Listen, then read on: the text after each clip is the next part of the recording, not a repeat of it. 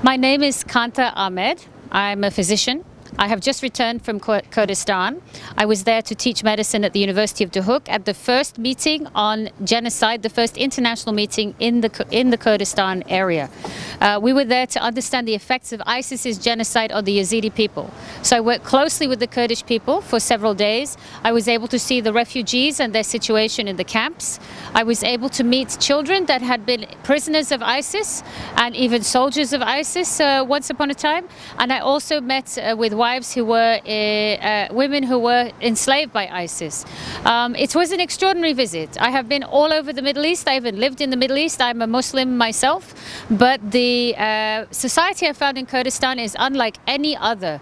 Incredibly progressive, incredibly powerful women, egalitarian. Men and women are equal. I discovered that when I was teaching the students, men and women together. I taught the 28 master students in the psychology program in the University of Duhok, and I found the men and women equally capable and very respectful of each other, without any tension that I'm used to seeing in the Muslim world, for instance, in countries where I've lived like Saudi Arabia. Also, I was able to understand the situation of Kurdistan, which I had never learnt about before. I understand their deep desire for independence and the way the world has denied them their right to independence, which was very shocking. We knew in America about the war against ISIS, and the Peshmerga soldiers are world famous. So after my meeting, I asked if I was allowed to meet some Peshmerga, and I was able to meet them on the base in Duhok, and I was welcomed there. With my time with the soldiers, I was introduced to women Peshmerga officers. Really amazing.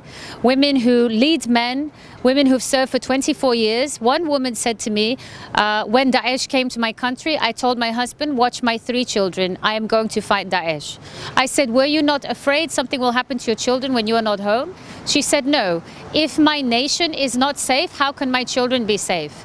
I found among the men and women Peshmerga, I was with both officers and ordinary soldiers, incredible devotion. I learned about the culture of sacrifice, that there is a special way in which you can become a Peshmerga. Not anybody is allowed to become a Peshmerga. They have to be known in their community to give to others, to be selfless.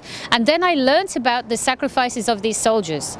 In the United States, we just know that we were supporting the mission. We provided aerial cover, we provided some arms, but actually many of the Peshmerga officers used their own family support, their own assets to take soldiers to the front line. They said to me, it was either this or our women are being sold for $25 to ISIS. We had no choice.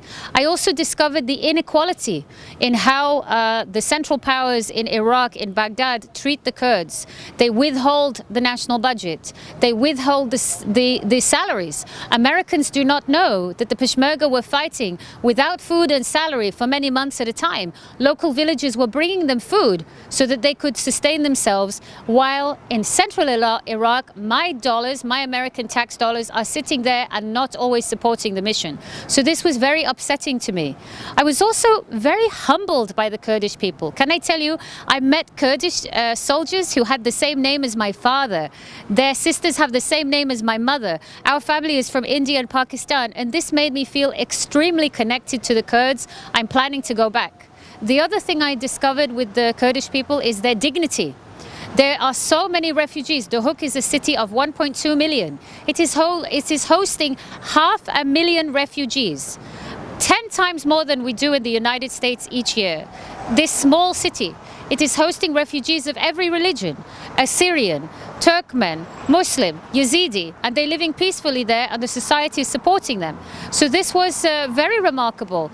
Their generosity is without equal, and also their humility. It was very much a pleasure to see them. And the fact that Kurdistan is for many years after Saddam standing on its own 2 feet in the catastrophe that ISIS left them with. ISIS devastated Yazidi villages, devastated ordinary Kurds, even not Yazidi. People were suffering, people were murdered. More than 600 Peshmerga officers were lost above the rank of lieutenants. The Kurdish people have suffered terribly from ISIS, but still they are lifting themselves up, and they are training their own psychologists, they're educating their doctors, they're helping their own people, they're raising funds. It was incredibly impressive. My privilege to go to Kurdistan. My goal is for every American to understand Kurdistan deserves its independence. We understand independence in the United States. I'm British born, so I know that the United States took independence from Britain for religious freedom and for political freedom. And similarly, the Kurds deserve their independence. They deserve to separate from Iraq. They deserve to have their own region. There are Kurds, Americans don't know, 30 million Kurds in the world divided in Iran, Turkey, Syria and Iraq, often persecuted. They have two choices in these countries. Either you assimilate and become like the Turks or like the Syrians or like the Iranis, or we execute you. They do not have freedom in those areas. Only in Kurdistan did I see the freedom. And the other thing that I realized about the Kurdish people is that they are very committed to religious freedom. So I was amazed. I went right to the north, to the border near this town called Ahmadi, which is near the Iranian border, an old settlement of 4,000 years, where in the mountainside I see these tiny wooden churches where people are obviously going to church, the Christians, which the Kurdish people call the Masih, and there is no security there. There's no metal detector. They are feeling safe. It is the first Christian churches I've seen in the Middle East which did not need reinforcements and soldiers around there for the Christians to protect. This tells me that Kurdistan is free. So I'm not with an organization. I am an academic physician at a hospital in New York.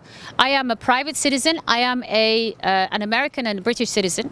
But because I'm a believing Muslim, I am personally at war with radical Islam. So I go everywhere in the world to support the people that look in the face of the terrorists, that destroy the terrorists, that take bullets to protect my beliefs. And my mission is for people to understand what is the real Islam and what are the terrorists. This is a distinction that is very important, that as Muslims we know, but outside of Islam many people do not know, and even inside Islam people are confused about this. So this was the reason that I was there, but also I was there as a scholar that is supporting the work of people that have suffered genocide. And I think the genocide, which means the execution of people because of their identity by groups like ISIS, or for instance the Holocaust for the Jewish people, or the Armenian genocide. These things are of great concern, and those of us that are not in those groups have a responsibility to protect those that are vulnerable. I see no future for Iraq until there is secession, until there is separation from Kurdistan and Iraq. Kurdistan is incredibly well poised. We are going around the world looking to liberate Muslim societies, to bring democracy to Muslim societies, to elevate women. In Kurdistan, there is no need to liberate the women. The women are liberated for centuries. There's no need to bring democracy. Kurdistan people understand democracy. They had a huge voter turnout, more than 90% turnout in the general election, whereas the rest of the country, barely 19% turnout in Iraq. The Kurdish people have confidence in their regional government. They have confidence in their soldiers. They have ability to use their resources. This is what we need to see to fruition, and every responsible American should be campaigning for this.